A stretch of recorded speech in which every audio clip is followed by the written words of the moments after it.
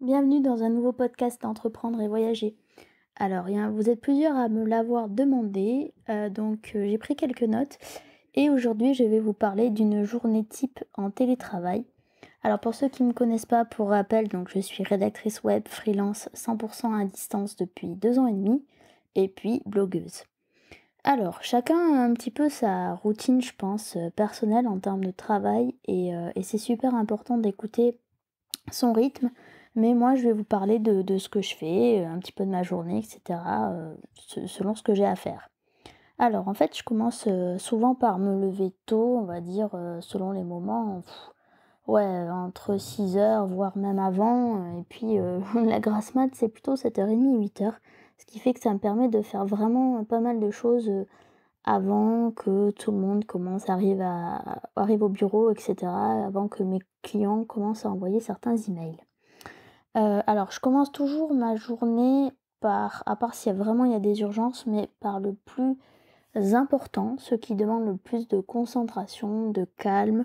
Donc je commence ma journée par l'écriture de mes articles web, et cetera.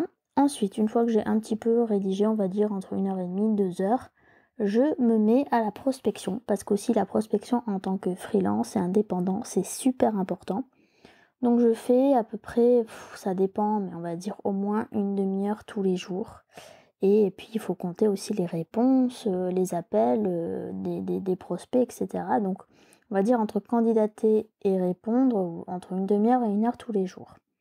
Ensuite, en milieu de matinée, voilà, je passe à des corrections, des retours d'articles qui commencent à arriver, alors sur Word ou sur Google Drive, selon que je travaille avec les clients, ou sur WordPress. Comme je fais aussi des enregistrements audio et de la traduction, bah, je me trouve un petit moment de calme et je fais ça. Si j'ai le temps, de la création de visuels, voilà, souvent le matin aussi, des enregistrements audio aussi le matin pour le blog et pour les clients. Ensuite, je m'arrête bien, à midi pour manger. C'est important d'avoir des journées vraiment cadrées, donc je travaille de 6h30 à midi. Et midi, je reprends, ouais, vers 1h30, 14 heures en général. Et puis l'après-midi, moi, ce que je préfère vraiment, c'est me consacrer à tout ce qui est appel client, tâches de fond, tout ce qui est compta, le point sur les factures, les devis, les points en cours, les relances, et puis la réflexion, les prochains, sujets sur les réseaux sociaux, les réponses bien sûr aux emails, aux messages. Et puis, je pense que mon conseil, c'est surtout de pas avoir d'appel au-delà d'une certaine heure, de se dire que sauf grosse exception ou urgence, on s'arrête, au bout d'une certaine heure dans la journée. Et puis moi aussi j'ai ce petit truc en fin, souvent je termine ma journée sur un truc sympa parce que j'aime bien partager avec vous. Donc en général la fin de journée, je me repose un peu et puis je fais au moins une publication par jour sur le blog ou les réseaux sociaux. J'essaye maintenant de m'y tenir parce que la régularité, c'est super important.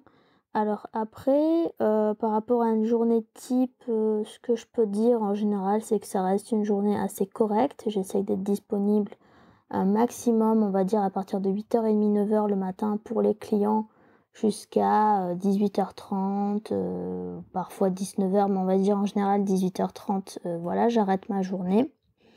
Ça fait des bonnes, journées, mais si je veux, faire d'autres choses, je jongle aussi et c'est ça qui est intéressant. Pour les outils, donc j'utilise Outlook pour les emails. Pour, parler avec les clients, ça peut être, Slack ou alors, Google Hangouts. Bon, beaucoup par mail, par téléphone aussi, ça passe bien. Si je suis à l'étranger, je peux utiliser WhatsApp éventuellement. Donc voilà, il y a pas mal d'outils selon ce que chacun préfère. Pour l'écriture, bah, Word, WordPress. Pour les visuels, j'utilise, Canva, Photoshop. Et puis si ça vous intéresse, pour les enregistrements audio et les podcasts, il m'a fallu un petit peu d'entraînement, mais je l'ai fait avec mon téléphone, ça passe bien. Et puis ensuite, je les envoie, dans mon Google Drive pour avoir une sauvegarde, c'est important.